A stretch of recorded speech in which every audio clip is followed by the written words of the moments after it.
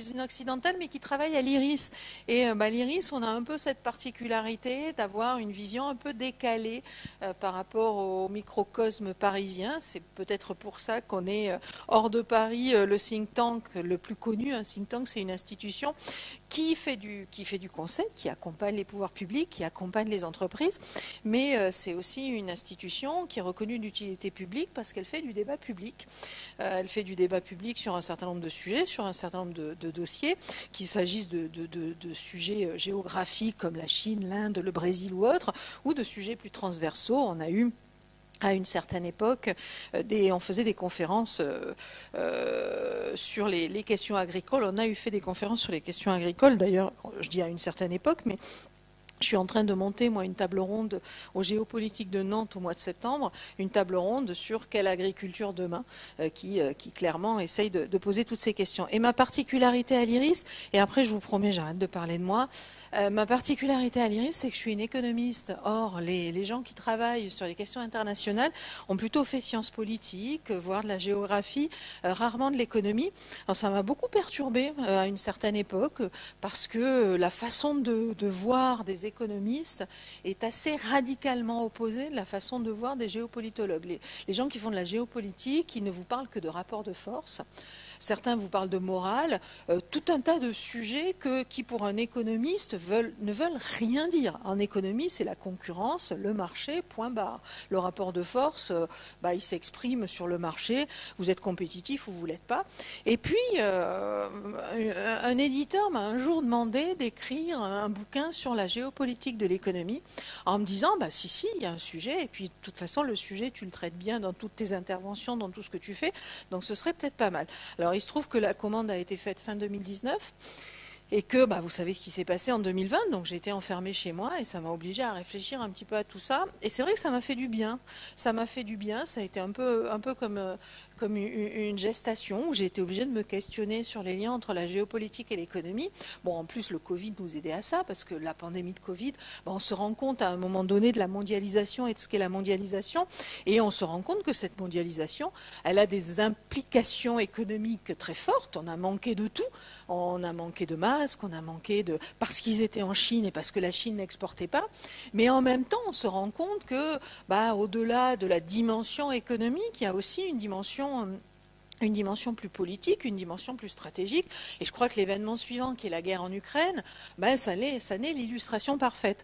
Alors moi, j'essaye depuis des années de creuser un sujet qui est la géopolitique et les entreprises, avec un constat que j'ai fait depuis une dizaine d'années, parce que j'ai travaillé sur plein de sujets, la corruption, les sanctions, etc. Un constat, c'est que dans un monde global, l'entreprise est un acteur politique et doit se penser comme ça. Et si elle ne se pense pas comme ça, elle est pensée comme ça par des États, par d'autres acteurs. Et de fait, elle doit du coup se construire ce que j'appelle une responsabilité. Et pourquoi je l'appelle une responsabilité? Parce que ça se rapproche de manière assez intéressante de ce que les entreprises appellent la RSE. Mais quand elles font de la RSE, les entreprises, elles font de la RSE à des fins un peu auto-centrées. Je fais de la RSE parce qu'il faut que je recrute des salariés et que si j'en fais pas, personne ne voudra venir bosser chez moi. Je fais de la RSE parce que le banquier qui me finance, il me demande de plus investir dans les énergies fossiles, il me demande de changer, donc je suis obligée d'en faire. Et en fait, moi j'ai eu l'impression qu'à l'international, l'entreprise, elle pouvait projeter cette responsabilité et finalement participer aussi à aller vers un monde plus responsable et un monde plus Enfin, disons que comme elles produisent, si elles ne sont pas responsables, on va à la catastrophe, parce qu'elles sont présentes partout sur la planète, et parce qu'elles produisent, si elles deviennent responsables, si elles réfléchissent à leur responsabilité, bien évidemment, elles pourront changer le monde vers le mieux. Alors, je ne vous cache pas que ce n'est pas un discours super fédérateur, parce qu'une entreprise, c'est là pour faire du cash, mais pourquoi je vous raconte ça? Parce que quand vous y réfléchissez, chaque fois qu'on introduit des nouvelles règles, des nouvelles normes ou autres, c'est un lever de bouclier, on ne va jamais y arriver, puis vous vous rendez compte par rapport à nos voisins, on est plus compétitif, etc. Moi, le constat que je fais pour les entreprises, c'est que plus elles sont allées vers de la responsabilité, plus elles ont fait des profits, elles ont réussi. Donc finalement, il y a peut-être un lien de cause à effet qui est un peu rapide, mais il y a un lien qui n'est pas complètement anodin. C'est qu'à un moment donné aussi, c'est une manière de se projeter dans quelque chose de plus sécure. Ce qui est certain, c'est qu'au moment de la guerre en Ukraine, là, pour le coup, les entreprises ont commencé à se dire, tiens, on aurait pu y penser avant. Et ce qui est assez intéressant, c'est que la question qu'elles se sont posées dès le début de la guerre, c'est est-ce qu'on reste, est-ce qu'on part ? Et celles qui ont décidé de rester, aujourd'hui, elles se prennent complètement les pieds dans le tapis. Elles se prennent complètement les pieds dans le tapis parce que c'est Vladimir Poutine qui leur demande de livrer du matériel aux forces armées sur le front, c'est des boîtes qui sont coincées parce qu'aujourd'hui, il y a des lois qui les empêchent de se retirer de Russie, etc. etc. Donc voilà, j'aime bien creuser cette question et je trouve que c'est une question qui est particulièrement intéressante dans ce monde global parce que les entreprises, elles sont présentes partout en fait. Elles sont présentes partout et donc elles peuvent véritablement faire bouger les lignes. Une fois qu'on a dit ça, on n'a rien dit. Alors justement, la mondialisation, c'est quoi? Et ça, c'est très important parce que ça rejoint complètement ce que vous disiez sur l'Inde, le Brésil, etc. Je crois que nous, occidentaux, on a porté cette mondialisation, on a porté ce développement du commerce mondial en se disant ça va être formidable, il va y avoir des marchés partout, on va gagner plein de fric. Et je crois qu'on est encore dans cette logique-là. Effectivement, on a gagné plein d'argent. Une mondialisation, je le disais tout à l'heure avant la conférence, une mondialisation qui a malgré tout été construite sur de vieux réflexes. Le premier vieux réflexe, c'est le réflexe qui consistait à penser que au-delà de la mondialisation, il resterait la géopolitique, les deux seraient déconnectés, on a longtemps pensé ça, et si les deux étaient déconnectés, les relations internationales, ça allait d'abord être les rapports de force. Les rapports de force qui, à l'extrême, deviennent la guerre. Et quand vous faites la guerre, si vous voulez la gagner, il faut quoi ? Si vous voulez la gagner, il faut être le plus fort. Et pour être le plus fort, il faut avoir une avance technologique. Et en fait, quand vous dites ça, vous vous rendez compte que là, vous vous reconnectez à la mondialisation. On a cru que c'était deux mouvements, il y avait l'économie d'un côté, le commerce, les marchés financiers, etc. Et puis de l'autre côté, il y avait les relations internationales. Mais en réalité, c'est pas vrai. En réalité, c'est pas vrai. Quand vous regardez cette mondialisation, elle s'est construite sur, au-delà de la recherche de marché, sur une compétition pour être toujours le premier, toujours le plus fort, toujours en avance technologique. On voit quoi aujourd'hui ? On voit plein de choses. On voit déjà que avoir des avions de combat dernière génération, c'est sûrement formidable, mais quand il y a un pays qui, parce qu'il est en guerre, il ne vous approvisionne pas en blé ou en produits agricoles ou autres, vous êtes bien embêté. Ça ne se mange pas un avion de combat. Pas même un avion de ligne d'ailleurs, ça ne se mange pas. On se rend compte aussi que quand on a un pays, je pense à la Chine, qui se ferme parce que pandémie de Covid, et qui du coup nous exporte plus des masques, du Doliprane ou autre, mince, on fait comment ?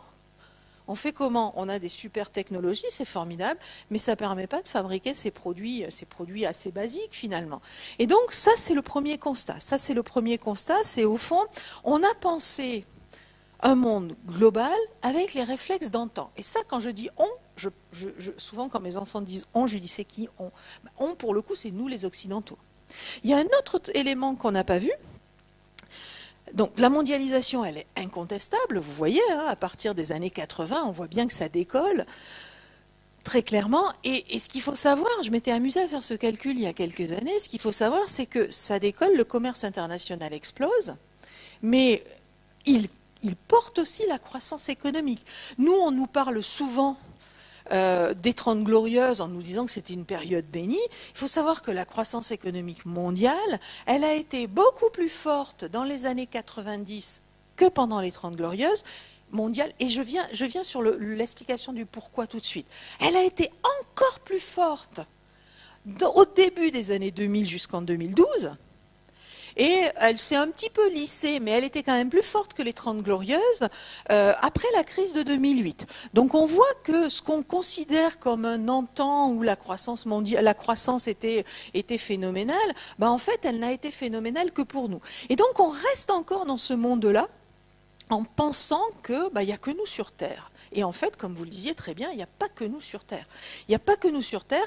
Et l'atout de cette mondialisation, mais on a du mal à l'intégrer, vu d'ici, l'atout de cette mondialisation, c'est qu'elle a donné accès à un nombre de personnes plus important que jamais dans l'histoire de l'humanité à la consommation. Quand vous voyagez un petit peu, et moi avec mon métier j'ai la chance de voyager, quand vous voyagez un petit peu, quand vous allez dans des pays pauvres, vous avez deux choses qui vous étonnent, parce qu'on a quand même une image des pays pauvres. Alors je ne sais pas vous, mais moi à l'âge que j'ai, j'étais sac à dos au début des années 90, donc j'ai fait un petit peu le tour des pays de l'Est avec mon sac à dos et les interrails, vous savez, les billets. On se rendait compte que l'Est, c'était pas du tout ce qu'on imaginait. Quand on voyage dans les pays du Sud, c'est un petit peu pareil. On imagine des pays très pauvres, où les gens mendient partout, etc., etc. Et en fait, il y a deux choses qui étonnent. C'est des quartiers très chics, avec une classe moyenne que nous, on ne qualifierait pas de classe moyenne, très clairement, qui ont du personnel de maison, qui ont, vous voyez, dans les pays, ce qu'on appelle les pays émergents, il y a quand même toute une couche de la population qui vit très, très, très, très bien. Donc ça, c'est le premier élément. Et puis, on s'aperçoit que même dans les quartiers défavorisés, alors il y a des quartiers très, très pauvres, mais même dans les quartiers défavorisés, on a une télé-écran plat, on a une machine à laver, voire une machine à laver la vaisselle, et ça, c'est grâce à la mondialisation. Ça, c'est la Chine qui a fait chuter les prix de tous ces produits et qui a permis à une partie plus importante que jamais d'accéder à la consommation. Une fois que j'ai dit ça, ça veut dire quoi? J'en tire quelle conclusion en matière de relations internationales? Ça veut dire qu'on s'est retrouvé avec des pays qu'on n'avait pas vu venir du tout, qui avaient un poids économique, qui pesait vraiment. Et il se trouve que ces pays, et ça on ne l'avait pas vu, et pourtant c'est pas nouveau, ces pays, ça fait quand même des décennies qu'ils contestent l'ordre occidental. On peut dater ça quasiment du début du XXe siècle, je crois que c'est 1904-1905, quand le Japon gagne contre la Russie. C'est la première fois qu'un pays du Sud, aujourd'hui on ne considère plus le Japon comme le Sud, mais à l'époque c'était le cas, c'était un pays asiatique, un pays non blanc en fait, qu'un pays non blanc gagne une guerre contre un pays occidental, puisque la Russie était quand même considérée comme occidentale. Donc, on a eu ensuite les non-alignés, etc. Donc on a véritablement tous ces pays qui, parce qu'ils n'ont pas pu conquérir leur pouvoir, leur droit de peser dans les relations internationales, ont réussi à conquérir ce pouvoir-là ou cette capacité à peser via l'économie grâce à la mondialisation. Et ça, c'est assez extraordinaire de notre aveuglement ou de notre autisme, je ne sais pas comment il faut le qualifier, parce que quelque part, quand je vous disais tout à l'heure, on s'est dit, l'ouverture, le commerce, ça va nous permettre d'aller conquérir des marchés, mais à un moment donné, si on conquiert des marchés, on a bien des consommateurs derrière. Et si on a des consommateurs derrière, on a bien une élévation du niveau de vie de la population.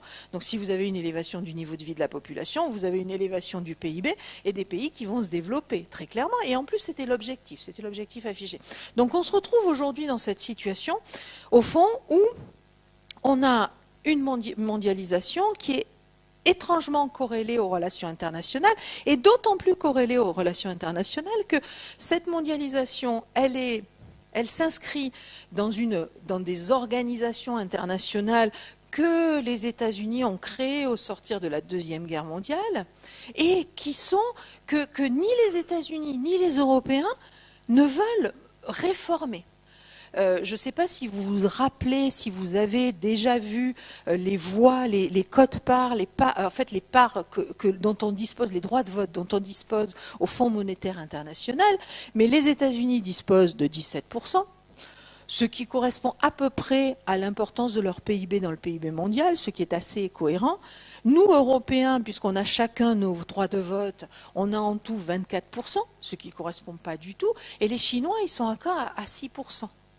alors qu'ils produisent 16% du PIB mondial. Et je pourrais vous citer les Indiens, je pourrais vous citer les Brésiliens, etc., etc. Donc ce qui se joue aujourd'hui aussi dans la crise que l'on traverse, qui n'est pas tant une crise de la mondialisation qu'une crise des relations internationales et un conflit d'un côté, des risques d'autres conflits ailleurs, c'est cette confrontation en fait entre des pays qui veulent peser et des pays occidentaux qui pensent avoir les bonnes valeurs, être dans le droit chemin, avoir tout compris et qui ne veulent pas leur laisser la place. Donc une fois qu'on a dit ça, qu'est-ce qui se passe et qu'est-ce qu'on fait? Donc je vais peut-être avancer un petit peu. Ce qui est certain, c'est que cette mondialisation, en fait, elle naît ou elle se développe véritablement au début des années 90. Et cet état d'esprit, cette idée, on a raison, c'est nous les meilleurs, il a toujours existé, je ne vais pas vous dire que c'est nouveau, mais c'est vrai qu'il est renforcé, paradoxalement, il est complètement renforcé par la fin de la guerre froide. C'est-à-dire, à la fin de la guerre froide, il se passe deux choses. À la fin de la guerre froide, il se passe deux choses. Une première chose, le système économique alternatif s'effondre, et au fond, tous les marchés s'ouvrent et on peut aller partout. Même les Chinois qui restent communistes commencent à se dire, au fond, on pourrait faire du commerce, ce ne serait pas si mal. Donc, on a ce phénomène propice à la mondialisation. Et puis, le deuxième, c'est ce qu'a très bien décrit Friedman dans ce qu'il appelle le monde est plat. Avec lui, l'idée que ça y est, c'est fini, la guerre est finie, il n'y aura plus que de l'économie, il n'y aura plus que la mondialisation, les relations internationales seront fluides, tout s'échangera sur les marchés, on aura accès à tout. Donc ça, c'est le premier élément. Le deuxième élément, il est expliqué dans la fin de l'histoire, c'est la dimension politique de ce phénomène, c'est que la fin de la guerre froide, les Occidentaux, qui ont quand même douté pendant plusieurs décennies, pendant la guerre froide, les Occidentaux se disent « Waouh, on est trop fort. On est trop fort. » C'est la fin de l'histoire, en fait.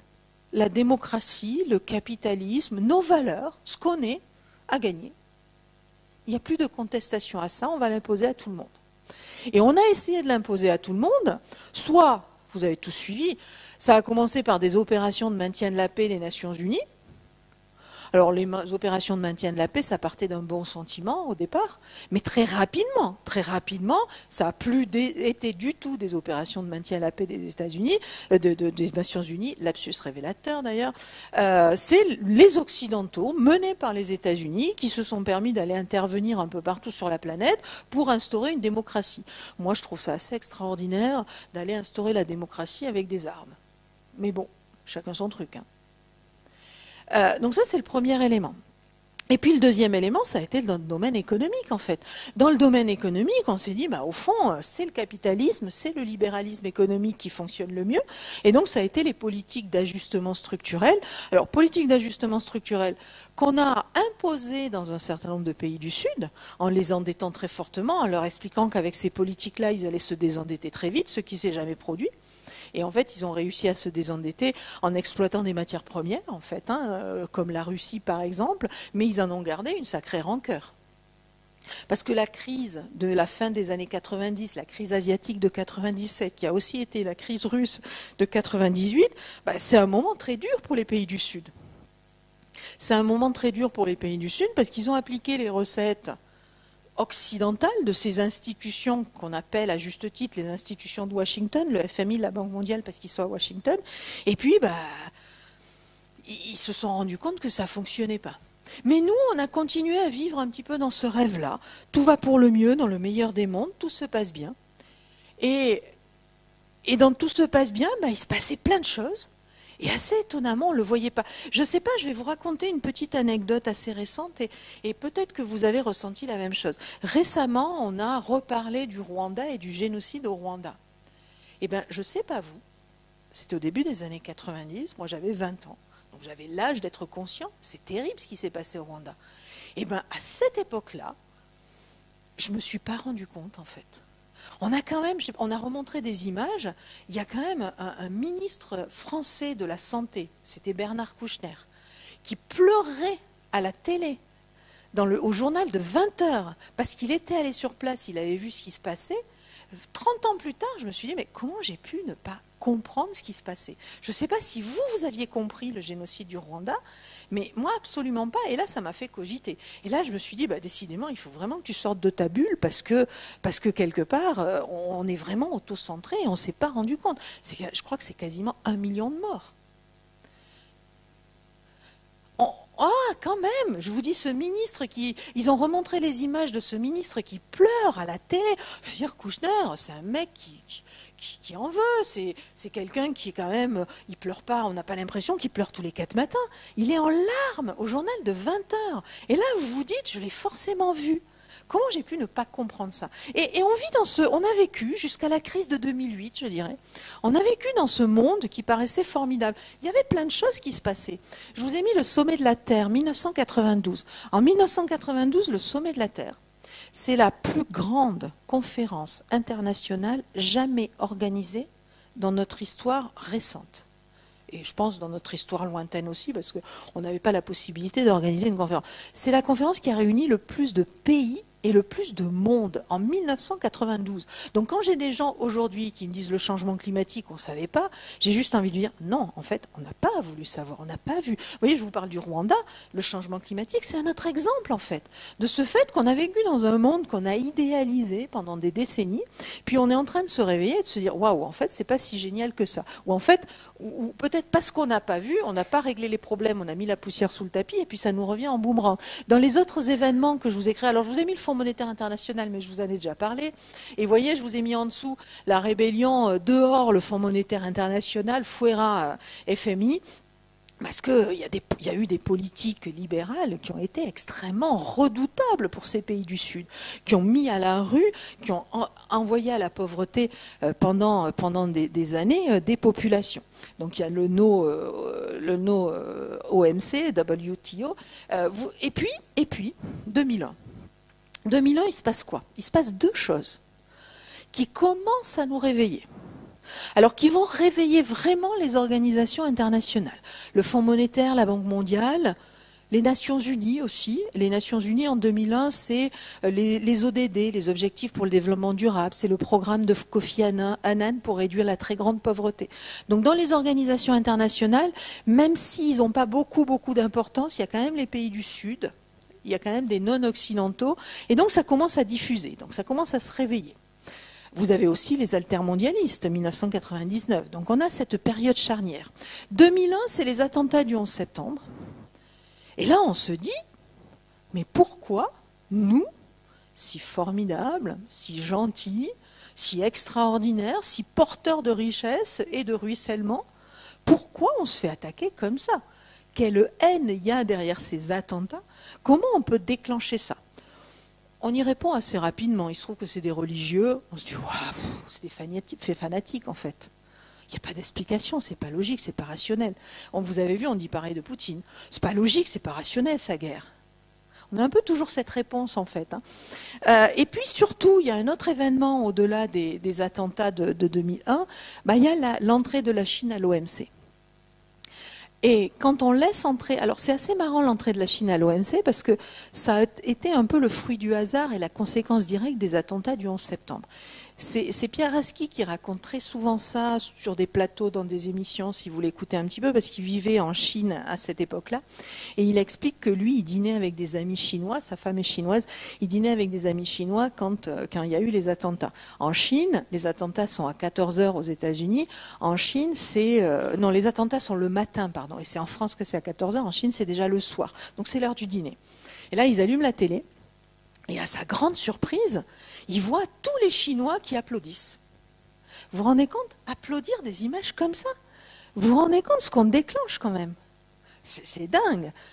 On ne peut pas imaginer des avions qui rentrent dans des tours, qui vont tuer des milliers de gens. Comment vous pouvez applaudir? Les Chinois applaudissent. Ça traduit quand même quelque chose. Et alors ils applaudissent parce que à l'heure des charges, c'est pas parce que c'est des grands méchants. Je veux pas tomber dans ces vues qui pour le coup seraient très occidentalo-centrées. Ils applaudissent parce que quelques mois plus tôt, il y a eu des incursions d'avions de combat américains sur la mer de Chine et sur le territoire chinois qui ont été interceptés par les Chinois. qui ont capturé les deux aviateurs. Il y a un aviateur chinois qui est mort d'ailleurs dans l'opération, qui ont capturé les Américains, qui ont gardé les avions, qui ont fini par renvoyer au mois de juillet les Américains aux États-Unis. Et en fait, les Chinois en veulent beaucoup aux Américains, en veulent beaucoup d'être venus sur leur territoire et au final d'avoir causé la mort d'un Chinois. Donc il y a les autorités chinoises, elles, comprennent la carte qu'elles peuvent jouer. Et donc les autorités chinoises appellent tout de suite le président américain en présentant leurs condoléances et en proposant leur aide si besoin de leur aide. Et en fait, c'est ce qui a fini de convaincre en fait les États-Unis que la Chine devait accéder à l'OMC. Avec une idée qui avait été développée, théorisée par Bill Clinton à l'époque, l'idée c'est que s'ils accèdent à l'OMC, ils vont devenir une démocratie. Logique. On est tellement supérieurs, nous, on a tellement des valeurs extraordinaires que fondamentalement, ils vont devenir démocratie. Bon, en fait, c'est pas ce qui s'est passé. Ils ont profité. Et en fait, ce qui s'est passé, c'est que, et ça c'est très très intéressant, et nous, on s'en rend peut-être pas compte, mais c'est dans les pays du Sud, c'est vraiment très très présent. Et c'est ce qui domine quand ils regardent les relations internationales, c'est l'entrée de la Chine à l'OMC, qui va permettre, parce qu'elle va exporter massivement des produits bon marché, qui va permettre à tous ces pays d'émerger, d'accéder à la consommation. Alors, je ne parle pas des tigres et des dragons, je ne parle pas de la Thaïlande, je ne parle pas de la Corée du Sud, et qui avaient commencé à se développer avant. Malgré tout, même dans ces pays, ces tigres et ces dragons asiatiques, même dans ces pays-là, vous allez avoir une partie de la population qui était encore très pauvre, dont le niveau de vie va notablement augmenter à partir de 2001 et dans toutes les années qui vont suivre. Donc vous comprenez aussi pourquoi, aussi autocrate que soit le président chinois, aussi autoritaire et avec une telle volonté de peser, la Chine aujourd'hui séduit beaucoup plus que les États-Unis en fait. Parce que pendant cette période où la Chine, grâce à sa production, grâce à son développement économique, inondait les marchés du Sud de produits bon marché, que faisaient les Américains ? Ils étaient en Afghanistan, ils étaient en Irak, ils nous ont aidés sur la Libye, etc., etc. Donc c'est pas chouette quand on regarde tout ça rétrospectivement. C'est vraiment pas chouette. Je vous rappelle que l'Afghanistan, l'Irak, c'est dans les deux cas 200 000 morts afghans ou irakiens. Alors il y a quelques milliers de morts américains et c'est dramatique pour les Américains, mais la balance est clairement pas très favorable à l'Occident. Et donc on est vraiment dans cette situation où il se passe plein de choses. Et au fond, personne ne le voit. Et comme on ne veut pas le voir, et comme on ne veut pas y adhérer, et comme on ne veut pas s'adapter à ça, et comme on ne veut pas entendre tout ça, et je ne suis pas du tout en train de justifier la guerre en Ukraine, je suis en train d'essayer de l'expliquer, les pays se fédèrent. Vous voyez la dernière image tout en bas, c'est les drapeaux des BRICS. Les pays du Sud commencent à s'organiser entre eux. C'est intéressant les BRICS, parce que quand Vladimir Poutine propose... Alors le concept de BRICS, c'est un concept qui est financier, qui avait été proposé par Jim O'Neill au tout début des années 2000, avec l'idée de dire, alors ça, c'est des pays qui émergent, c'est des pays qui vont rapporter beaucoup d'argent dans quelques années, il faut y aller. Il faut investir. Et puis, ça a été effectivement le cas. Hein. C'est les grands pays émergents, le Brésil, la Russie, l'Inde, la Chine et l'Afrique du Sud, parce qu'il fallait bien un pays africain. Vous voyez, d'ailleurs, c'est intéressant. Cette volonté des pays du Sud, quoi qu'ils construisent, de rester dans l'universalisme en fait. Et en fait, c'est pas juste parce que c'est, encore une fois, parce que c'est des gentils ou quoi que ce soit, hein. On est tous humains et ils feront tous leurs propres erreurs. Mais il y a cette idée, par opposition à ces deux occidentaux qui ne travaillent qu'entre eux en fait, et qui sont dans leur bulle et dans leur petit monde. Donc il fallait un Africain, on est allé chercher l'Afrique du Sud. Et donc ces BRICS, au tout départ, c'est assez intéressant parce que c'est Vladimir Poutine qui propose de créer une organisation internationale autour de ces 5 pays. Et les Chinois acceptent en se disant, c'est dès 2010, en se disant la crise de 2008 affaiblit les Occidentaux, il faut que je trouve de nouveaux marchés. Et au fond, des accords commerciaux, des accords de la coopération, ça va me permettre d'accéder à des nouveaux marchés. Mais à l'époque, 2010, les Chinois sont encore extrêmement prudents face à l'anti-occidentalisme des Russes. À l'époque, ils freinent plutôt les Russes en disant oui, non, l'intérêt c'est économique, on va développer nos marchés, le reste on verra après. Donc c'est assez, dans la perspective, je trouve que ce qui est en train de se passer est particulièrement intéressant parce qu'on s'aperçoit que post-Covid, post-Donald Trump, merci Donald Trump quand même, on découvre chaque jour des casseroles qu'il nous a laissées avec ses choix politiques pas forcément très avertis.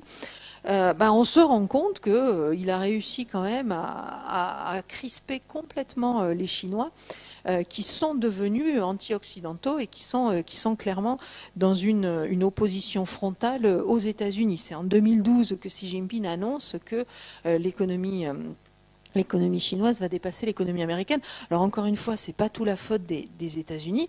Je pense que Xi Jinping est aussi un président qui, à un moment donné, si vous me permettez l'expression, a pris la grosse tête. Il s'est dit, on va devenir les premiers, et c'est moi qui verrai ça. Et 2049, c'est un peu tard, donc il faudra que ça arrive avant, et on va s'en donner les moyens. On va reconquérir Taïwan, et pareil, on ne va pas attendre les années 50, je serai mort, on va le faire très rapidement, et je verrai ça, et ce sera moi qui laisserai ma trace dans l'histoire après avoir fait ça. Donc il a quand même sa part de responsabilité. Je ne rejoins pas là-dessus complètement les propos récents de notre président. Il n'empêche qu'on est quand même dans une histoire assez longue, et dans un moment assez long de notre histoire.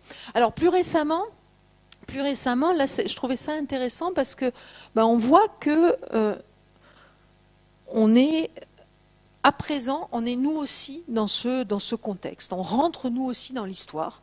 On avait pensé la fin de l'histoire au début des années 90 et puis on s'y retrouve. On s'y retrouve confronté avec Donald Trump, avec le Brexit, en 2020 avec le Covid, le changement climatique et les conséquences du changement climatique et plus récemment avec la guerre en Ukraine. Donc ça c'est quelque chose d'assez intéressant. Au fond, ce que je suis en train de vous dire, c'est que on a parfois l'impression, moi j'entends souvent ça, que le monde est devenu beaucoup plus compliqué, que le monde est devenu beaucoup plus chrysogène, etc., etc. Mais c'est plus parce qu'on a vécu dans un monde relativement protégé pendant 30 ans, et puis que aujourd'hui, on n'arrive plus, dans ce monde global, on n'arrive plus à être complètement, on n'arrive plus à mettre la poussière sous le tapis, il y a trop de poussière, et du coup on se retrouve confronté à ça, et on a l'impression que c'est nouveau. Ce qui n'est pas du tout nouveau, et ce qui est peut-être nouveau par contre, c'est le fait que les pays émergents, les pays du Sud, les Indiens, les Brésiliens, les Chinois, disent « stop, ça suffit ». Stop, ça suffit, vous avez fait assez de bêtises comme ça. Si on fait des bêtises, il faut qu'on les fasse tous ensemble maintenant. Et si possible, il faut qu'on essaye de ne plus faire de bêtises et donc de travailler tous ensemble. Alors, la conséquence de ces évolutions, vous voyez, c'est que, je vous montre des graphiques, c'est un peu technique, à cette heure-ci, c'est peut-être pas le moment, mais ce que je voulais vous montrer, ce qu'il faut juste voir, c'est la hauteur des bosses, en fait. C'est que ce dont on s'aperçoit, c'est que tant qu'on a pu mettre la poussière sous le tapis, et puis aujourd'hui, elle s'accumule, en fait, la poussière. Et si vous voulez, quand on la met sous le tapis, on ne règle pas la crise, on ne règle pas le problème, parce qu'on ne voit pas le fond du problème, et parce qu'on ne traite pas du fond du problème, et que les crises, c'est pas les unes à la suite des autres, c'est l'une n'est pas terminée, ça a été très clair avec le Covid et la guerre en Ukraine en fait, l'une n'est pas terminée, on n'a pas tout à fait solutionné la question, pof, on passe à la suivante. Alors, pour vous rassurer, je ne vais pas faire que du négatif et que de la crise, ce que je trouve quand même assez extraordinaire, et ça, on peut en penser ce qu'on veut, c'est notre capacité de résilience par rapport à ça. Regardez ce qui s'est passé avec la pandémie de Covid. 1 an plus tard, on était quasiment tous de nouveau dans les rues. Alors au début, être prudent avec nos masques. Ce soir, je ne l'ai pas mis non plus, c'est pas une critique, mais on est tranquille en fait, parce qu'on sait on connaît ce virus, on connaît ses effets, on sait que si on l'attrape, on sera soigné, ou on est protégé pour ceux qui ont été vaccinés, enfin, et du coup ça réduit le risque. Enfin, vous voyez, on a dépassé ça. Pareil pour la crise énergétique. L'an passé, à la même période, on était quand même très très très inquiets, en se disant, on était tous en train de tricoter des pullovers, on était tous en train de se préparer à avoir des coupures d'électricité dans les mois qui venaient parce qu'on n'aurait plus de gaz. Et puis finalement, on a passé, alors vous allez me dire, l'hiver a été doux, ouais, on a aussi bien géré, réduit notre consommation, pris un certain nombre de mesures. Donc Ça, c'est assez intéressant. C'est-à-dire, je vais peut-être être un peu anxiogène ce soir, mais moi, ce que je trouve épatant, c'est notre capacité à rebondir tout le temps, en fait.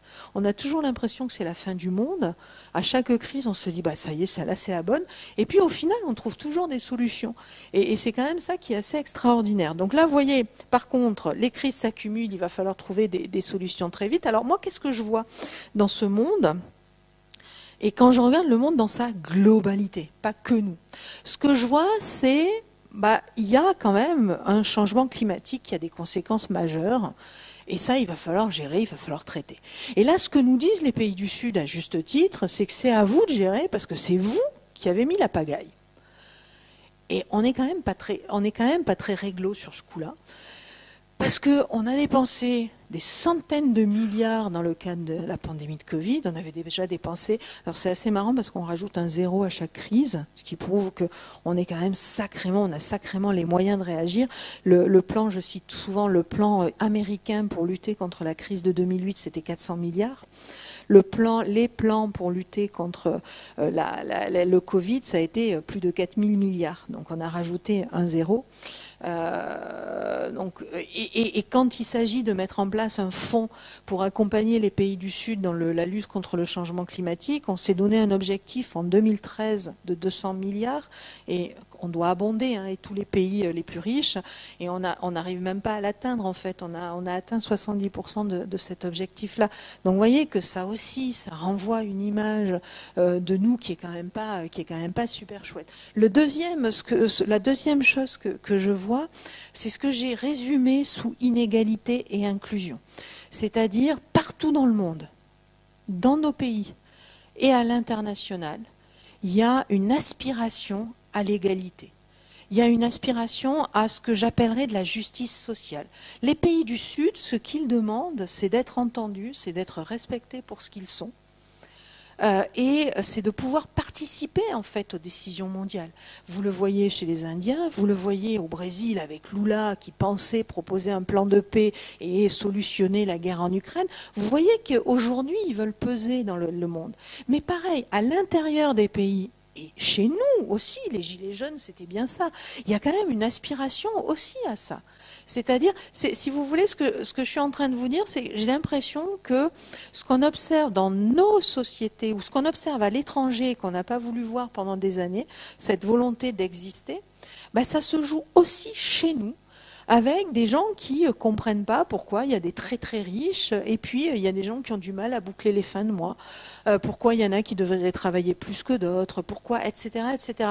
Donc vous voyez, il y a quand même, dans les défis internationaux, il y a un changement de mentalité, un changement de cap qui s'impose à l'international comme au national en fait. Il y a des aspirations communes des populations et moi je trouve ça assez extraordinaire parce que au fond, on se comprend tous. C'est peut-être juste certains dirigeants qui sont trop au-dessus de la mêlée qui ne comprennent pas tout ça, qui ne comprennent pas les pays du Sud, mais de la même manière qu'ils ne comprennent pas des populations locales. Donc cette aspiration à l'égalité et à l'inclusion, parce que les inégalités sont de plus en plus fortes, ou en tout cas elles sont perçues de plus en plus mal. Et puis une aspiration à la sécurité humaine, c'est-à-dire à la santé, à l'éducation, et ça rejoint l'égalité en fait. Et au fond, quand vous regardez le monde et les relations internationales, vous vous dites, mais c'est où tout ça? La lutte contre le changement climatique, la lutte contre les inégalités, les investissements pour la sécurité humaine, pour la santé, pour l'éducation. Donc vous avez, moi j'ai l'impression parfois, et puis on pourra échanger là-dessus, j'ai l'impression qu'il y a vraiment une population mondiale, une société civile mondiale qui s'est constituée, qui échange, qui partage, qui communique, et qui partagent les mêmes aspirations.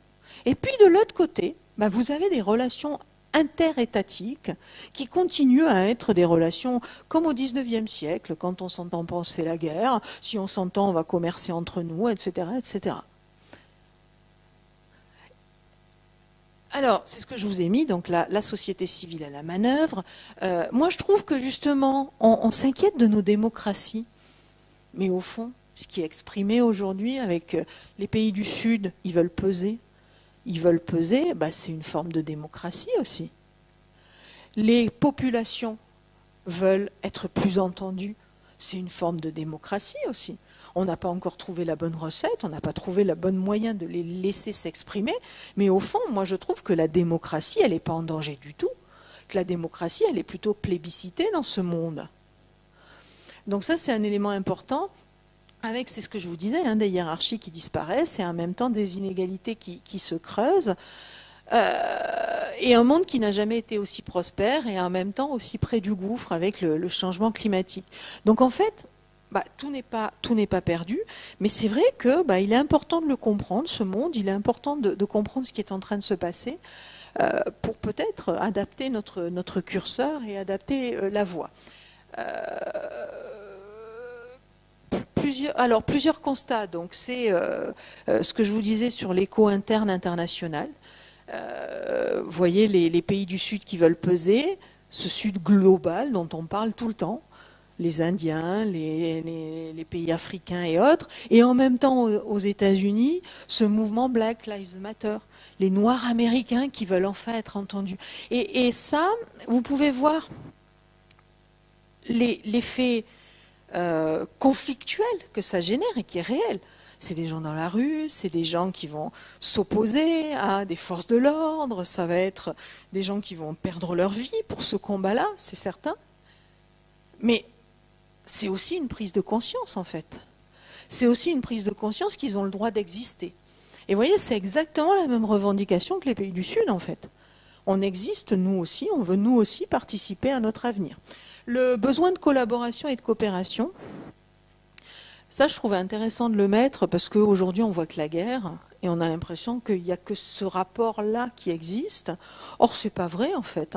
Or, c'est pas vrai, en fait, quand vous regardez un petit peu, vous vous apercevez qu'il y a de plus en plus de pays qui travaillent ensemble, qui veulent coopérer, qui veulent collaborer, qui veulent participer, et même au niveau national, au niveau des nations.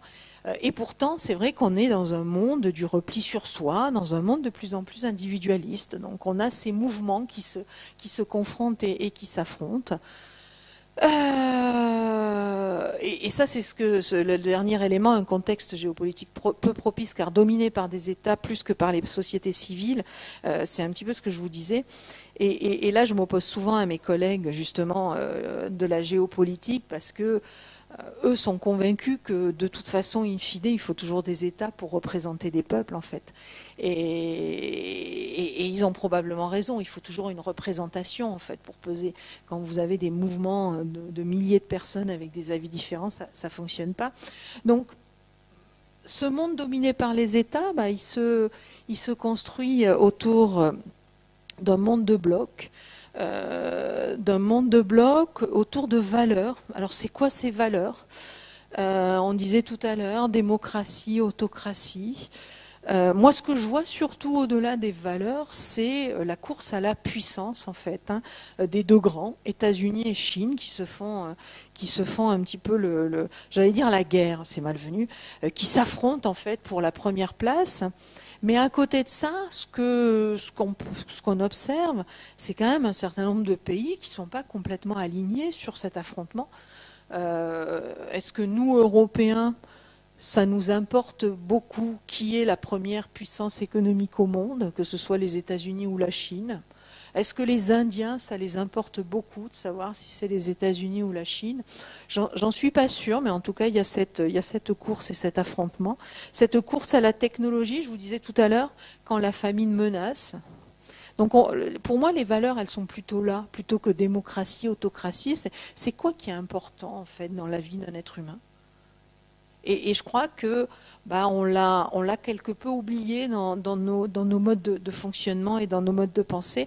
Alors, un monde en guerre, c'est l'impression qu'on a, mais en fait, c'est pas vrai.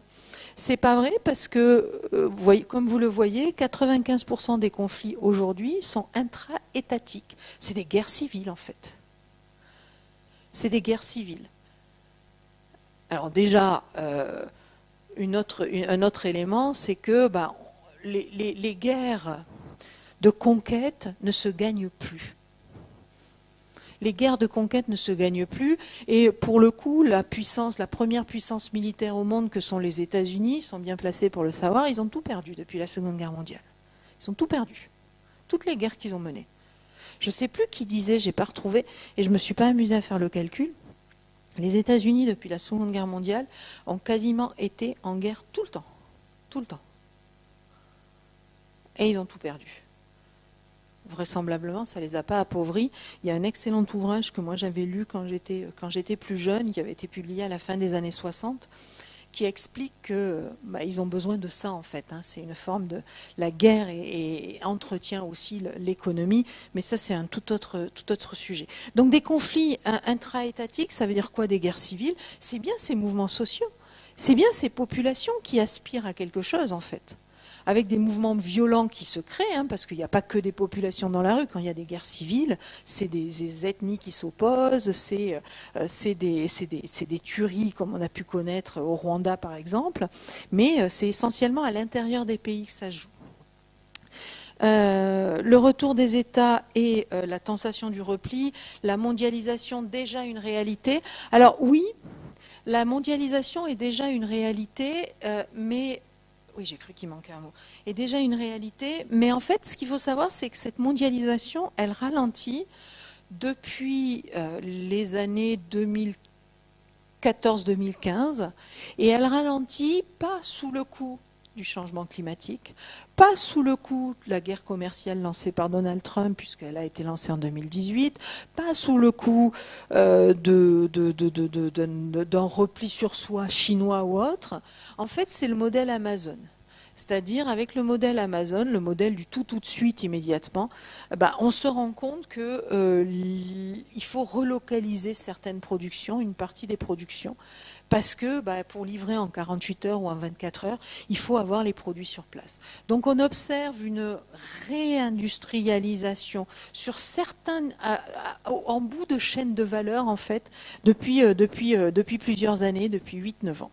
Par contre, ce qui est certain, c'est que dans ce monde extrêmement compliqué, avec des pays du Sud qui ne pensent pas comme nous, qui n'ont pas les mêmes valeurs que nous, etc., il y a deux tentations. La première, c'est celle du repli sur soi, de se dire, au fond, on va commercer, on va recentrer notre mondialisation avec des pays qu'on connaît bien. C'est le fameux friendshoring, moi j'appelle ça aussi en français la mondialisation des amis. C'est un concept qui a été développé par les Américains, qui consiste à dire demain on va faire du commerce qu'avec des copains, comme ça on ne sera pas embêté en fait, et puis comme nous on représente encore la majorité des marchés mondiaux, on ne perdra pas énormément, donc on va exclure la Chine, on va exclure... Vous avez cette tentation là, ou vous avez la tentation de la coopération et l'ouverture en fait, hein. Et je crois qu'on est vraiment à la croisée des chemins, et il va falloir choisir notre chemin. Est-ce qu'on se replie? Est-ce qu'on retombe dans le monde des années 50, des années 60, où les pays du Nord commercent entre eux, ils vont chercher les matières premières dans les pays du Sud, point barre. Il y a pas beaucoup il y a de la prédation, mais il n'y a pas beaucoup de relations économiques. Ou est-ce qu'on se dit, est-ce qu'on s'ouvre et qu'on essaye de travailler autrement? Alors, on n'est pas dans les années 60, et on n'est pas face aux mêmes pays en face de nous. On a des pays, si vous m'avez bien compris depuis le début, qui veulent peser. Et en plus, avec les grands pays que sont les BRICS, on a des pays qui peuvent peser, qui peuvent clairement peser. Et donc, le repli sur soi aurait quand même probablement des conséquences catastrophiques. Donc voilà un petit peu, je vais terminer sur quelques graphiques pour conclure. Donc un État dominé par les puissances, mais vous voyez que on retrouve en fait trois pôles. On retrouve vraiment trois pôles dans ce monde, trois grands pôles de puissance. Et je trouve, ça va être ma conclusion, j'ai voulu terminer, parce que j'étais en train de lire un bouquin là-dessus et que je me suis dit que j'allais partager ça avec vous. J'ai voulu terminer sur et l'Europe dans tout ça, et nous dans tout ça.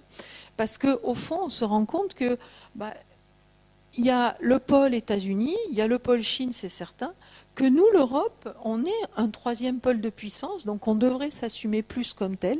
Vous avez remarqué, quand on a des problèmes, quand on est face à des crises, on se trouve des solutions. On est super résilient, la crise de l'énergie, etc. On se trouve des solutions, mais on n'est pas encore dans une logique d'aller en proposer à d'autres. Et ça, c'est un peu dommage parce qu'on aurait les moyens d'aller en proposer à d'autres et puis que nous, on n'est pas forcément dans une course à la puissance. Et vous voyez, vous avez encore des États. Alors en fait, vous avez plusieurs gradations d'États. C'est-à-dire, vous avez les grandes puissances, les 3 pôles de puissance dont je vous ai parlé. Vous avez des pays intermédiaires. Et ces pays intermédiaires, en fait, l'Inde, la Russie, le Brésil, ils aspirent véritablement aujourd'hui à devenir eux aussi des pôles de puissance. Alors une fois que je vous ai dit ça, ça nous dit quoi? Ça nous dit un monde plus multipolaire que jamais. Un monde plus multipolaire que jamais. Est-ce qu'un monde multipolaire, on peut vraiment le mettre dans les cases? Est-ce qu'on peut dire, ah lui c'est une démocratie, lui ça n'est pas? Je vous fais remarquer que l'Inde est une démocratie et qui est pourtant très copine avec la Russie. Donc vous voyez, un monde multipolaire, ça veut dire un monde aussi où les relations à l'autre et aux autres pays seront plus compliquées. Fut un temps, c'est ce que je vous disais il y a 3 minutes, fut un temps c'était facile. Les années 50-60, vous aviez les pays riches, on les appelait les pays développés, puis vous aviez les sous-développés. Alors c'était un peu plus compliqué que ça parce qu'il y avait la guerre froide, donc vous aviez l'Est, l'Ouest et le tiers-monde. On se rend compte qu'aujourd'hui, c'est beaucoup plus flou que ça.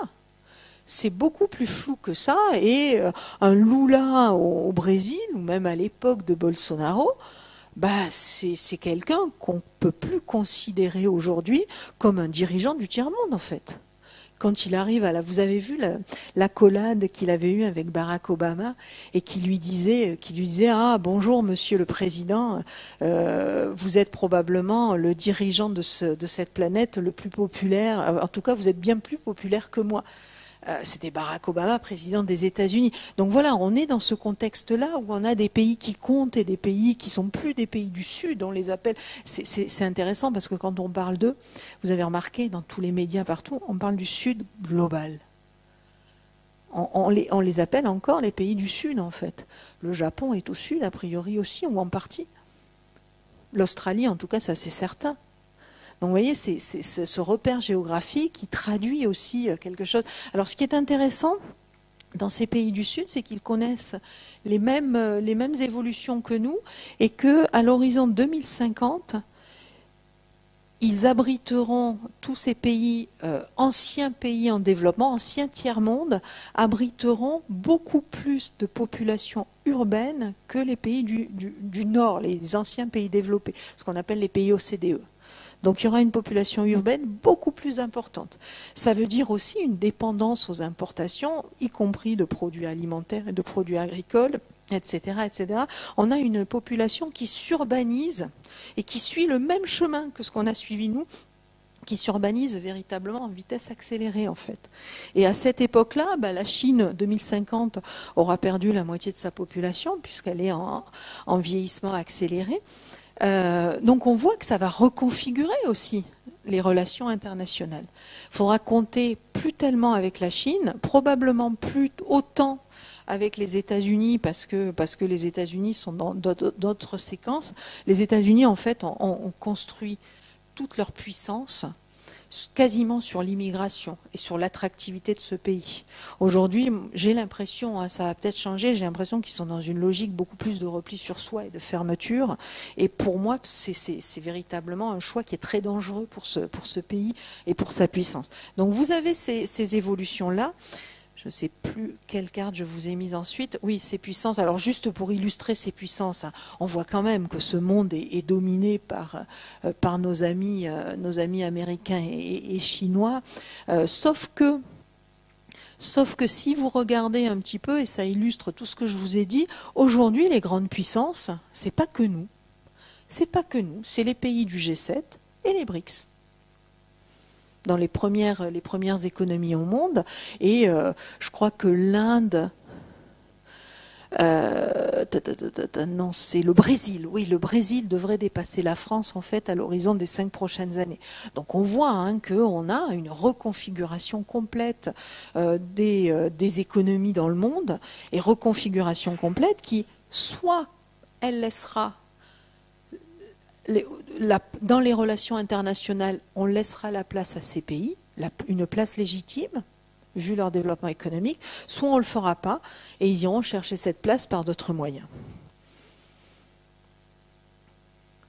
Alors, le monde dominé par les États, ça c'est aussi en termes d'émissions de CO2.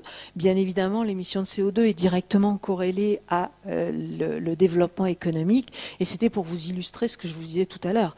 C'est que si on veut lutter contre le changement climatique, c'est pas les autres en fait. C'est vraiment nous et c'est vraiment ces pôles de puissance. Et donc ça, il faut vraiment s'y atteler très rapidement. Et c'est bien ce que nous disent les pays du Sud. Alors, par contre, il y a quand même des problématiques. Il y a quand même des problématiques de sous-développement dans un certain nombre de régions du monde. Si vous regardez l'insécurité alimentaire, ça touche quand même plutôt les pays en développement ou des pays émergents. Donc on a quand même des injustices persistantes. Et voyez, quand les sociétés aspirent à la sécurité humaine, on est quand même aussi dans ces logiques-là. Alors ce qui est intéressant, c'est la question de l'eau et des pénuries d'eau. Parce que pour le coup, je trouve que c'est beaucoup moins marqué en termes d'inégalité. Le stress hydrique va concerner tout pays, quel que soit, enfin va concerner les pays, pas du tout corrélés au niveau de puissance. Je trouvais cette carte intéressante. Et donc, la guerre en Ukraine. Alors, cette guerre en Ukraine, clairement, c'est...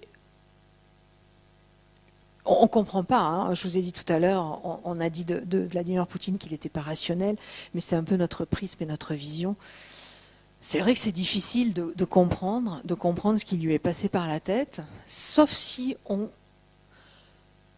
se met dans la peau de cet occidental, parce que finalement les Russes et Vladimir Poutine sont des blancs occidentaux. L'Occident, c'est quelque chose, ça peut se définir comme ces pays qui ont participé à écrire l'histoire, et en particulier l'histoire qui domine aujourd'hui en fait, c'est-à-dire ce qu'on considère majoritaire, enfin je ne veux pas avoir des mots maladroits, mais j'aimerais bien ce qu'on considère aujourd'hui, à tort ou à raison, c'est ça le mot que à tort ou à raison, être la culture, être les valeurs, être voilà. Et au fond, la Russie, dans l'histoire, elle a aussi construit cette culture, les grands peintres, les grands musiciens, cette culture, ces valeurs. Et en fait, Vladimir Poutine, c'est un mélange de cet occidental qui n'arrive pas à retrouver le poids et la puissance qu'il pense être légitime. D'ailleurs, vous aurez noté, il se réfère très souvent à l'histoire de la Russie. Il se réfère très souvent à ce passé glorieux de la Russie, beaucoup plus qu'il ne se réfère à l'Union soviétique d'ailleurs. Hein. Il se positionne vraiment comme cet occidental qui a été mis de côté par le reste du monde occidental. Sauf que on se rend compte que dans cette posture de jusqu'au boutisme, parce que finalement il a l'impression qu'il est en train de tout perdre et qu'il ne veut pas se laisser faire, il a entraîné l'ensemble de la planète. Alors nous, on a réagi, ne pouvant entrer en guerre, on a réagi par des sanctions. C'est intéressant les sanctions, parce que est-ce qu'on pouvait ne rien faire? Est-ce qu'on pouvait ne rien faire et ne pas condamner la Russie? On savait qu'on ne pouvait pas y aller militairement, donc on a sanctionné. Mais c'est intéressant parce que, quelque part, dans les pays du Sud, ça a été perçu comme une leçon que l'on se permettait de donner parce qu'on était les plus riches, en fait. Et une fois que j'ai dit ça, qu'est-ce qu'on aurait dû faire? J'en sais rien. Ça a été perçu comme ça parce qu'il y a eu la crise alimentaire et qu'en plus, ça a été quand même pas mal instrumentalisé par la Russie. Ça, c'est intéressant aussi. C'est de se rendre compte que dans ces relations internationales de plus en plus complexes, avec des nouveaux pays qui veulent peser, il y a aussi des nouveaux instruments pour peser. Il y a les pays qui sont suffisamment avancés technologiquement, comme la Russie, comme la Chine, comme la Corée du Nord d'ailleurs à sa manière, et qui mènent la cyberguerre, des cyberattaques pour affaiblir, la désinformation également. Vous avez des pays qui pour le coup sont pas sur ces instruments-là, mais qui vont essayer de peser au travers de l'énergie, du prix de l'énergie. C'est les pays de l'OPEP, c'est l'Arabie Saoudite aujourd'hui qui joue de nos dépendances en fait, hein, parce que c'est bien ça qu'on a construit dans la mondialisation. Mais on s'aperçoit que d'une manière ou d'une autre, on a toujours ces velléités de peser qui s'expriment d'une manière ou d'une autre sur l'ensemble de la planète. Et puis, vous avez les pays qui subissent. C'est un certain nombre de pays de population, plus que de pays de population dans les pays pauvres et en Afrique en particulier. Et bien évidemment avec des effets dramatiques. Alors, je vous ai mis quelques diapos. Mais je crois que le temps passe et que si je veux qu'on prenne le temps des questions, je vais aller vite. Donc là, c'est la dépendance en fait d'un certain pays par rapport. Et là, c'est vraiment l'illustration de la mondialisation et l'interconnexion entre la mondialisation et les dépendances, et puis les positionnements et les postures par rapport à la guerre. Donc vous voyez que quand on est dépendant, on doit être aussi prudent dans ses positions internationales. Ça, c'était les votes des pays au moment de la guerre en Ukraine. Ceux qui ont la résolution sur la condamnation en fait de la guerre en Ukraine, c'est début mars.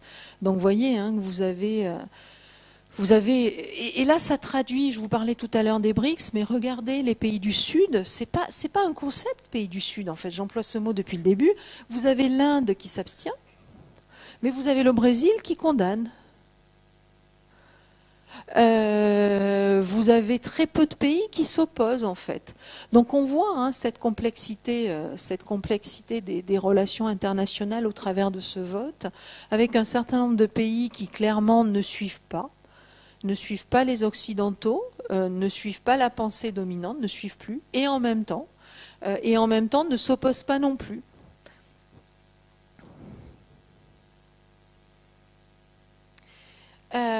Et l'Europe, je vais conclure là-dessus. Donc l'Europe, elle aussi est à la croisée des chemins aujourd'hui, parce que l'Europe, elle s'est construite. Alors l'Europe, c'est une belle idée, c'est une idée de paix et de coopération entre des pays qui se font tout le temps la guerre. Je trouve que c'est une idée qu'on devrait plus assumer et valoriser, parce que par les temps qui courent, c'est quand même une sacrée expérience, l'expérience européenne. Mais c'est au départ une intégration qui se construit autour de l'économie, parce que les relations internationales, c'est compliqué, on n'est pas tous d'accord, on est des États forts et on ne va pas arriver à s'entendre autour d'une monnaie unique, autour de politiques commerciales, d'accords commerciaux. L'Europe a à peu près signé 70 accords commerciaux avec les pays du Mercosur, vous en savez quelque chose, avec le Canada, avec le Vietnam, avec un certain nombre de pays. On a signé plus de 70 accords commerciaux, là où les Américains n'en ont signé qu'une vingtaine.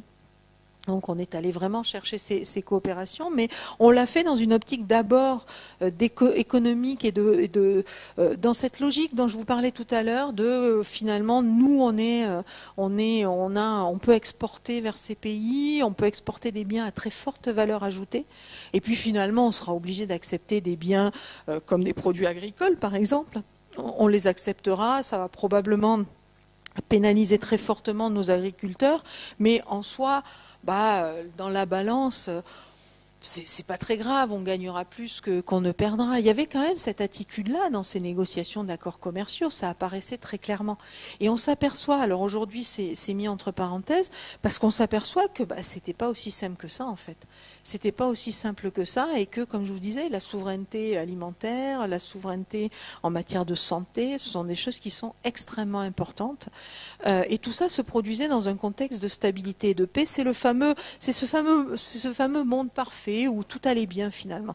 Et aujourd'hui, on se retrouve dans cette situation en fait, dans cette situation où on est face à l'affrontement Chine-États-Unis, la fragmentation de la mondialisation, les défis qui nous sont posés par le changement climatique, la guerre en Europe ou ailleurs dans le monde et ses conséquences.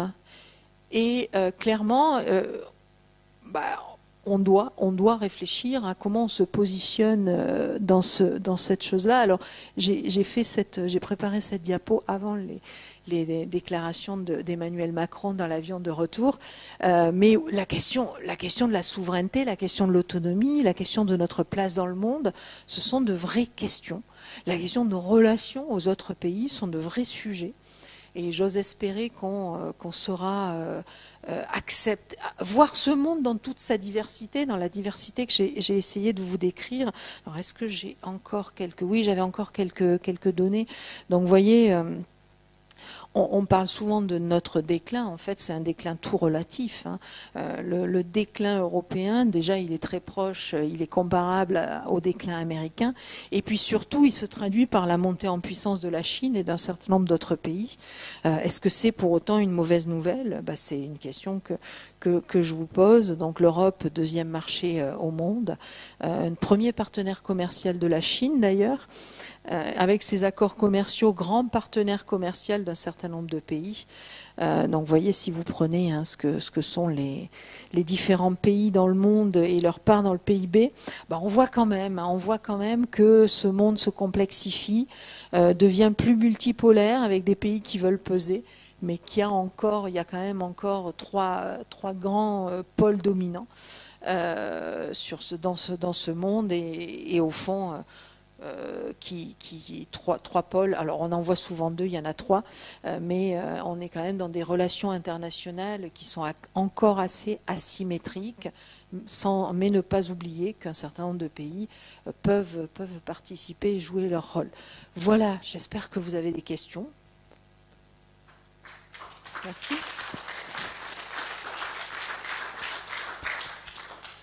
Alors juste... on va passer un petit temps de questions. Juste comme on enregistre la conférence, je vais faire passer le micro. Si ça vous dérange pas, on les pose dans le micro parce que sinon après on n'entend pas. Voilà.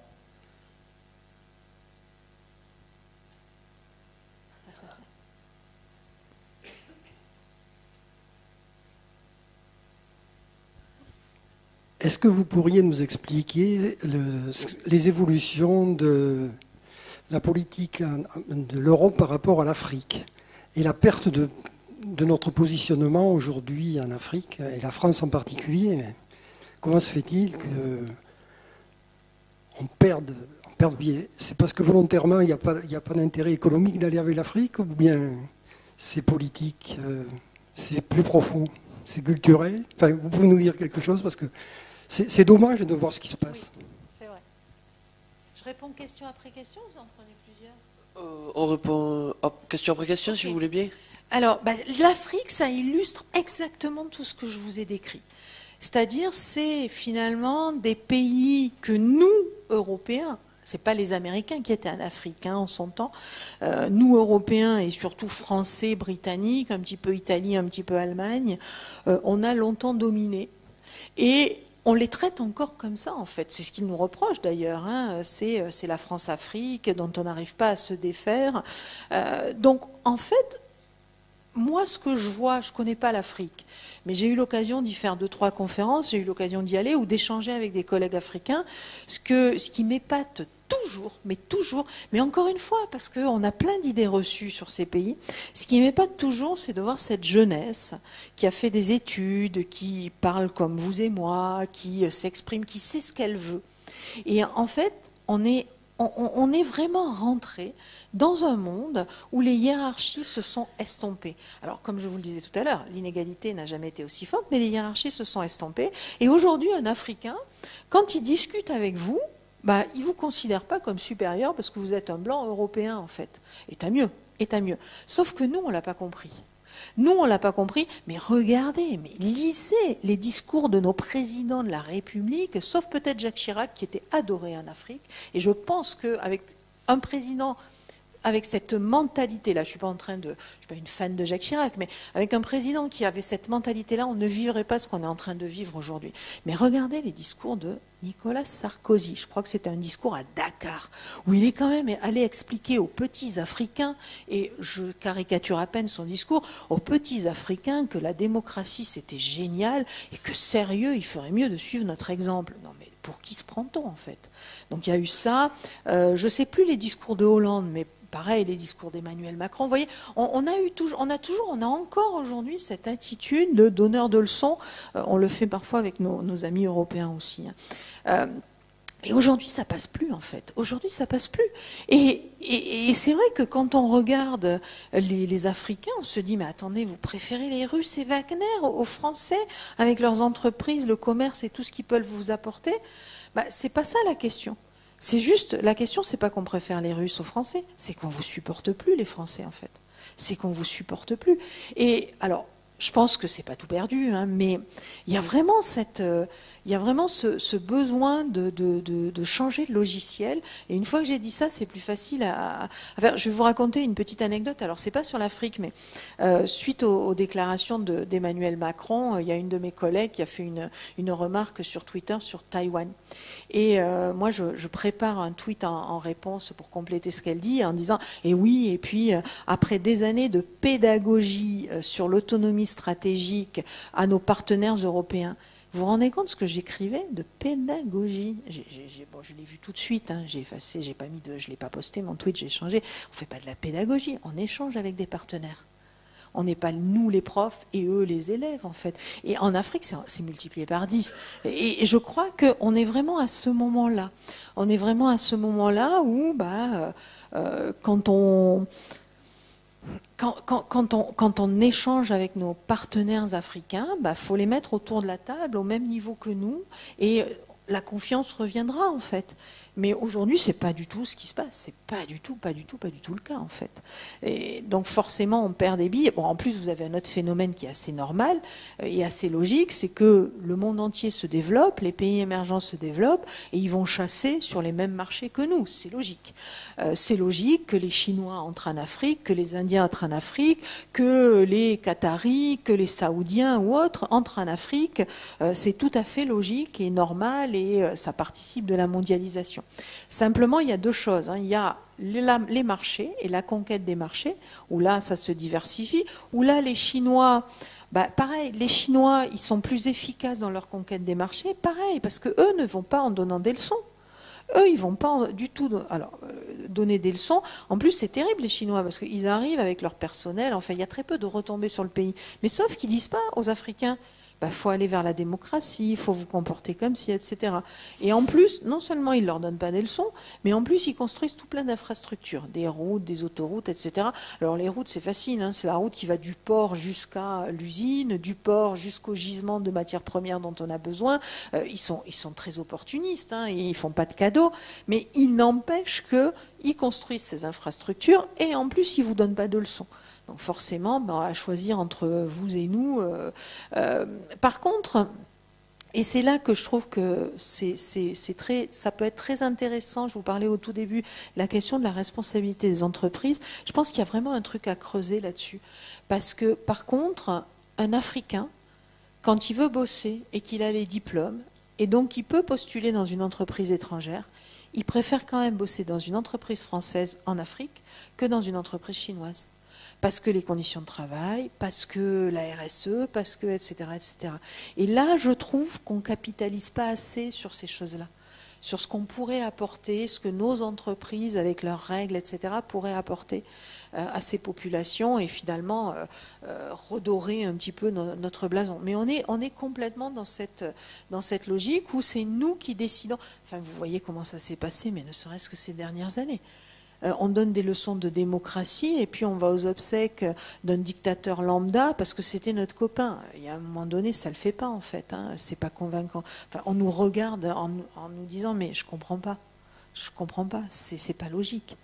Vous voyez, donc il faut vraiment qu'on apprenne à prendre du recul et à se mettre plus au niveau et au niveau de ces pays, de ces dirigeants, de ces populations, à être moins donneurs de leçons. Mais quand je dis ça, ça rejoint l'interne et l'international. Il y a quelque chose qui a beaucoup choqué dans les pays du Sud, c'est l'accueil, et ça a été pas mal dit, hein, vous l'avez sûrement entendu dans les médias, vous aussi, c'est l'accueil des Ukrainiens en fait. On leur a ouvert nos portes alors qu'on a été incapable d'accueillir des réfugiés syriens en son temps.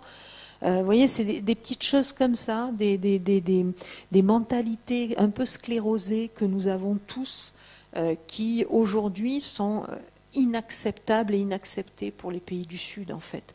Et si on veut gagner, si on veut regagner des galons dans les relations internationales, la bonne solution, c'est pas d'aller parler à Xi Jinping, d'aller parler à Joe Biden et de dire, vous avez vu, on est puissant, on parle au plus grand.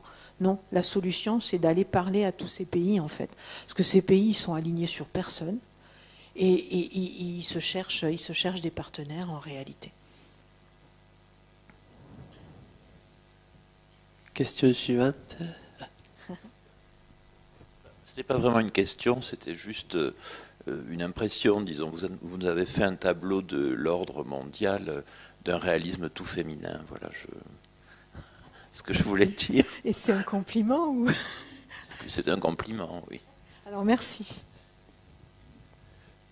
Vous savez, la stigmatisation et le rejet, on le vit un peu tous les jours. Hein. Et dans mon monde, je peux vous dire que, j'imagine que c'est pour toutes les femmes pareil, mais dans un monde de mecs qui ont tout compris, voilà. Donc forcément, ça parle aussi un petit peu plus peut-être. Oui, moi, c'est pas non plus forcément une question, mais c'est une remarque. Je trouve que dans ce que vous décrivez, en fait, moi, j'ai la sensation que notre génération, donc autour de 35 ans, on est coincé entre deux, des gens qui se posent la question de l'importance en Afrique et où finalement, nous, j'ai pas l'impression que ce soit un sujet, et ces jeunes qui arrivent, qui finalement sont une société civile collective, mais où le communautarisme n'a jamais été aussi fort et où on voit que toute la vision universaliste qu'il peut y avoir de société où finalement on se fichait de toutes les caractéristiques, elle est mise à mal de plus en plus. En fait, on a compris qu'il n'y avait aucune règle et que finalement c'était que beaucoup de complexité, tout ça, mais comment la géopolitique, justement, avec l'émergence de cette nouvelle génération, avec la cancel culture, avec tous ces trucs-là, ça va à votre avis évoluer? Ouais. Alors ça, là pour le coup, c'est moi qui me sens très vieille. Parce que j'ai du mal effectivement à comprendre ça. Pas que je rejette, pas que je critique. Hein. Je trouve que le wokisme, c'est très très intéressant. Il y a peut-être des abus, il y a peut-être des choses discutables, mais c'est très très intéressant et ça nous questionne vraiment. À chaud, si je devais vous répondre, et encore une fois, je m'interroge tous les jours, j'ai du mal à comprendre. C'est vrai qu'on voit des jeunes générations dont on dit qu'elles ne sont pas dans le combat politique. Et en fait, c'est archi faux. C'est qu'elles ne sont pas dans le combat politique d'avant, du XXe siècle. Elles sont dans de nouveaux combats, la lutte contre le changement climatique ou autre. D'ailleurs, je participe on organise à l'IRIS une conférence et vous pouvez y assister si ça vous intéresse en visioconférence. Il vous suffit d'aller sur le site de l'IRIS lundi soir et j'y serai. Et qui est sur la comparaison des combats de la jeunesse dans la lutte contre le changement climatique entre les États-Unis et l'Europe. Vous avez vu, aux États-Unis, il y a Joe Biden qui a signé pour un nouveau puits de pétrole en Alaska, et puis il y a les jeunes qui descendent dans la rue en disant mais qu'est-ce que c'est que ça, c'est pas normal. Et en fait, on retrouve des parallèles. Et donc, on va s'interroger sur ces jeunes générations et les combats de ces jeunes générations, parce que ce qu'on voit, c'est un peu ce que je vous décrivais, c'est que c'est pas des combats pour la puissance, c'est pas des combats d'État à État, c'est des combats qu'on pourrait classer sous sécurité humaine. On veut vivre mieux, en meilleure santé, mieux éduqué, dans un monde où on respire correctement et où à la fois on a accès à un certain niveau de vie. Toute la difficulté, c'est que, alors même que ces combats, ils sont partagés par l'ensemble des jeunes sur l'ensemble de la planète, à des degrés divers. Hein. Quand vous êtes un jeune cité en France, vous pensez d'abord à comment vous allez trouver du job demain, parce que comme vous avez la peau de la mauvaise couleur, le mauvais nom, ça va être compliqué et tout. Et vous êtes moins dans le combat pour le changement climatique, mais vous êtes quand même dans un combat sécurité humaine, votre survie et comment vous allez réussir à vivre une vie correcte dans ce monde qui vous rejette en fait. Donc ça rejoint toujours un peu ça. La difficulté, c'est que, encore une fois, alors que c'est partagé par toute la jeunesse, partout dans le monde, il n'y a pas, on ne trouve pas la clé pour fédérer ces combats dans une action politique, en fait. À croire qu'au fond, il n'y a que la guerre qui marche. Et j'espère que vous trouverez cette clé-là. Mais c'est vrai que ça m'interpelle. La question, c'est pourquoi. Et je pense qu'une partie de la réponse, c'est qu'à un moment donné ou à un autre, il va quand même, au-delà du militantisme, il va quand même falloir accepter les règles. je ne sais pas si c'est des règles de la démocratie, mais il va quand même pouvoir accepter de s'aligner derrière peut-être un parti, peut-être pas, mais s'aligner derrière un parti, ça veut dire quoi? Ça veut dire que on n'est pas d'accord sur tout, mais qu'on trouve un juste milieu, un compromis qui va être porté par une majorité et qui va finir par aboutir. Et au fond, la difficulté aujourd'hui, en tout cas ma perception, et encore une fois, je suis peut-être beaucoup trop vieille pour en parler, vous me direz ce que vous en pensez, ma perception, c'est que ces jeunes générations, elles sont dans l'absolu, elles ne sont pas dans le compromis. Et il y a, moi je pense ça, toi tu penses ça, on ne sera jamais d'accord en fait, jamais. Peut-être qu'on pourrait être d'accord pour faire avancer un entre-deux en fait, et ce serait moins pire que le statu quo. Vous voyez, j'ai l'impression que c'est souvent ça. Je me souviens du mouvement Nuit debout. Moi j'étais allée les voir, Place de la République, ça m'intéressait, ça m'interpellait. Et c'était un peu ça qui apparaissait, c'est qu'on avait des jeunes qui se retrouvaient là parce qu'ils étaient d'accord sur rien de ce qui était en train de se passer, mais même entre eux, ils étaient d'accord sur rien. Et vous noterez que c'est un peu la problématique des pays du Sud aujourd'hui. C'est que les pays du Sud, s'ils n'arrivent pas à peser aujourd'hui, c'est qu'ils n'ont pas ce cœur je ne sais pas si c'est valeur qu'il faut, mais ce ciment qui lie les pays occidentaux entre eux, c'est-à-dire tout le siècle des Lumières, nos philosophes, et puis nos scientifiques, et puis, vous voyez, qui fait qu'à un moment donné, on partage des choses en commun et on arrive à trouver un compromis entre nous. En tout cas, dans les crises, on se divise quand tout va bien, mais on arrive à trouver un compromis dans les crises. Sur les jeunes générations, j'ai l'impression que le compromis est compliqué, en fait. Enfin, je sais pas, ce serait plutôt à vous de me dire si j'ai raison, si je...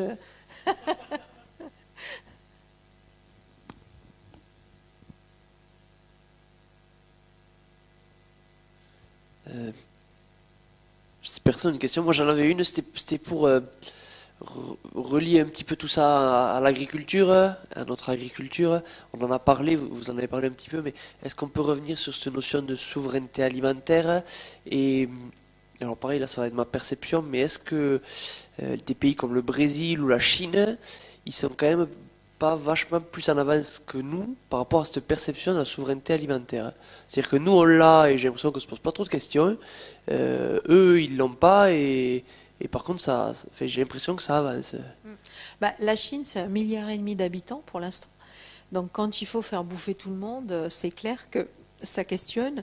Et en plus, la Chine a beaucoup investi dans son industrie, l'atelier du monde, et s'est rendu compte assez rapidement, il y a une bonne quinzaine d'années, que ça allait poser problème en fait. C'est que, outre le fait que les paysans ont migré vers les villes pour travailler dans les usines et pour produire et pour entretenir cet atelier du monde, donc ça fait moins de population sur les terres pour cultiver les terres. Outre ça, il y a aussi l'effet pollution. C'est une déchetterie en fait. La Chine aujourd'hui, l'air est très pollué, etc. D'où un intérêt pour le changement climatique. Donc très rapidement, il y a une quinzaine d'années, ils se rendent compte que ça va être une problématique et ils partent à la conquête de terres partout dans le monde, en Afrique d'abord, en Amérique latine ensuite, et puis même en Europe. C'est certain. Après, encore une fois, ils ont eu cette conscience de souveraineté parce qu'ils ont fait des choix de développement économique particulier. Est-ce que le Brésil est dans une dynamique de souveraineté? Le Brésil est encore un pays très agricole, donc forcément ils produisent. Est-ce que c'est stratégique? Est-ce que c'est politique? Est-ce qu'ils l'ont décidé d'un point de vue politique? Je ne suis pas sûre, en fait. Je pense qu'il y a un modèle agricole qui est fondé sur de grandes exploitations, très productifs, et avec une population agricole encore massive. Donc, ils ont de fait, ils sont souverains. Pour autant, est-ce que ça a été... Je sais pas que vous répondre. Je crois par contre qu'en Europe, on est en train de se rendre compte. On est en train de se rendre compte de ça. Alors comment ça va percuter avec les impératifs de la neutralité carbone? Ça c'est encore autre chose. Dans les années qui viennent. Mais c'est clair que je pense que moi j'ai l'impression, mais je ne voudrais pas m'avancer, j'ai l'impression que l'agriculture a quand même mangé son pain noir, cette époque où on se disait, bon, c'est pas grave, si on n'a plus d'agriculteurs, on importera de Russie, d'Ukraine, etc. J'ai l'impression, et puis en plus, ça abîme les sols, ça pollue, ça si, ça mis, bon, vous connaissez toutes les critiques qu'on a pu faire et qu'on fait encore à l'agriculture parfois. J'ai l'impression que, à l'image de ce qui s'est passé avec le nucléaire, en fait, on va revenir à un meilleur équilibre des forces. Je ne dis pas qu'il n'y a rien à critiquer dans l'agriculture. Et la critique, ça permet aussi de progresser et de faire mieux. Mais je pense que la question de la souveraineté alimentaire, c'est une vraie question. Et pour le coup, si ça ne l'était pas suffisamment, vous voyez, dans l'inclusion et dans la reconquête de ces pays africains dont on parlait tout à l'heure, de ces pays du Sud, moi je trouve que l'agriculture est un véritable atout en fait, ou peut être un véritable atout. Alors pas comme on l'a pratiqué sur les 30 dernières années, où au fond on a produit, subventionné massivement, cassé les prix sur les marchés mondiaux et détruit l'agriculture vivrière dans les régions du Sud.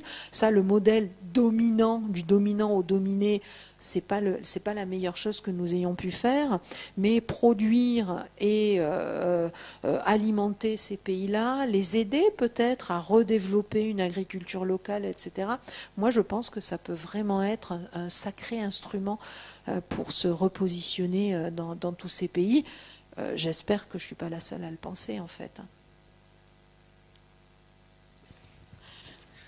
Excusez-moi, du coup, j'ai une question. Justement, sur le fait d'accompagner les pays alors du Sud dans le développement de leur agriculture. À titre personnel, moi, j'ai toujours du mal avec les projets de développement agricole dans les pays du Sud. J'ai toujours l'impression que c'est du néocolonialisme. On va leur apporter la bonne parole sur des terres qu'on ne connaît pas, avec des productions qu'on ne connaît pas forcément, mais on sait mieux. Du coup, eux, comment ils peuvent percevoir justement ces campagnes de développement, alors que ce soit agricole ou économique, de la part des pays développés vers les pays du Sud? C'est probablement exactement ce qu'il ne faut pas faire en fait. Et quelque part, quand vous réfléchissez au changement climatique, on a aussi besoin d'eux. Parce qu'eux cultivent ça vous le savez mieux que moi probablement, mais eux cultivent des céréales qu'on sera bien content de pouvoir cultiver chez nous quand il fera 2 ou 3 degrés de plus en fait. Donc je pense que faut pas y aller, et vous avez raison, on a pratiqué comme ça partout. Moi il y a quelques mois je faisais une conférence avec Denis Broman et lui nous expliquait l'humanitaire et il nous expliquait, mais au fond chaque fois qu'on est allé aider les pays du Sud, c'était un peu nous les riches, on arrive et puis on va vous aider, parce que vous voyez, donc ça peut plus fonctionner comme ça. Par contre, du partenariat, alors déjà du vendre des produits du marché, leur acheter des produits, ouvrir nos marchés d'ailleurs à ces produits venant du Sud, ce serait déjà une première mesure plutôt intéressante. Et puis des partenariats, des coopérations. Au fond, peut-être que autour de fermes, je vais dire n'importe quoi, mais c'est peut-être du rêve, mais autour de fermes solaires, on a tout à apprendre en fait, et eux et nous quelque part sur ces technologies, sur ces choses-là. Et c'est peut-être dans cette optique-là qu'il faut y aller. Mais vous avez raison, on a quand même un peu toujours tendance à penser que nous, on sait faire et qu'on va leur expliquer. Et c'est à ça qu'il faut être très très attentif, parce qu'ils n'ont plus du tout envie qu'on leur explique quoi que ce soit, en fait. Ils ont envie de travailler avec nous. C'est pas pareil.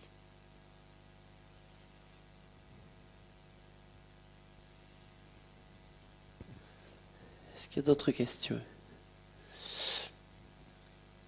Bon, s'il y a plus de questions. Julien, tu voulais dire quelque chose? S'il n'y a plus de questions, on va conclure en vous remerciant encore. Merci à vous, merci pour votre attention. Et ravi, j'espère que je vous ai donné quelques idées pour penser, pour réfléchir, peut-être pour mieux comprendre. En tout cas, j'ai essayé. Merci beaucoup.